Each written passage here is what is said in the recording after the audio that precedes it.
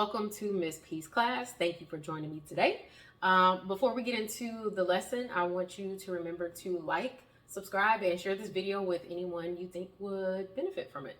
So without further ado, here we go. Today, we are going to learn how to sew a straight line. But if you are new to sewing, there are a few things you want to check on before we get started. So let's get to it. So I have the Singer Heavy Duty model 4411, and the few things that we are going to check are our stitch selector. First, we want to make sure that is obviously on the straight stitch since we're sewing a straight line. Next up, you want to check your stitch length. You always want to make sure it is at the appropriate setting, which for this is going to be between the 3 and the 2, so 2.5. Working up towards the top of your machine, you want to check your stitch width. Make sure that it is at a 0 because you don't want there to be any type of zigzag on your stitching. Your needle position should be at the center, as you can see on the dial right there. And then moving over to your tension. So that's how tightly the machine is pulling on your thread as you stitch along. I set it between the 3 and the 4 because that felt comfortable for me. Remember, this is not the only way to do it, but that's just the way that I chose. And one thing I wanted to you is the reverse or the back stitch button, which is right here, nice and lovely, because we will be using that as we begin to sew. So without further ado, let's go. Now that we've prepped our machine, take your deep breath in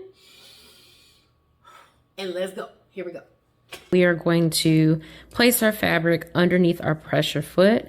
If you want, some people put down tape to help mark where they want the edge of their fabric to meet, so we know about how wide our seam allowance is. And that's just the distance from the edge of the fabric to the seam that you're going to be stitching. So just to help as a guide for newbies, you can put down a piece of tape. We have our tape here at 1/2 inch. A lot of commercial patterns have 5/8 of an inch as a seam allowance, but industrial patterns tend to have 1/2 inch. So we're going to go with the industry standard. All right. So we place our fabric underneath the pressure foot. We just allow a few centimeters to pass. And then I'm going to use my hand wheel, which is over here. I'm going to turn it towards myself to put my needle down in my fabric like so. And then I drop my take up lever. So it puts the pressure foot in the down position. All right, go ahead and take the deep breath. And let's take our first few stitches forward. Here we go. And then we stop. So we're going to use that lovely reverse, the back stitch button or the reverse button. This is just to lock our initial stitches in place. And then let's go. Let's go for it. I'm going to take out that first pin and just gently put your foot on the pedal.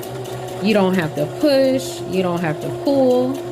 Just allow the machine to do the work. All you need to do is guide your fabric. You can go at a nice, slow, steady pace. And I'm just going to reverse, let it go, and then take that last stitch. Now, you'll see how my needle is down in the machine. I don't want it to stay like that because I have to take my fabric out. So I'm going to use my hand wheel, which is over there again, and I'm going to turn it towards myself until my needle comes up. And it's now in the highest position possible. You can't see it because my camera's cut off. And now that my needle is up, I'm going to pull the take up lever. I'm going to pull that fabric out and use the thread cutter that is right here on the side of my machine. And I'm going to pull that thread down and ta-da! Woo, woo, woo! We got a straight line. Look what you did. Look what you did. And that's it. You did it. Hey, you did it. Okay, that's my celebratory dance, but congratulations to you on your first straight stitch. All right, you guys have a great day, and I hope to see you next time. Bye.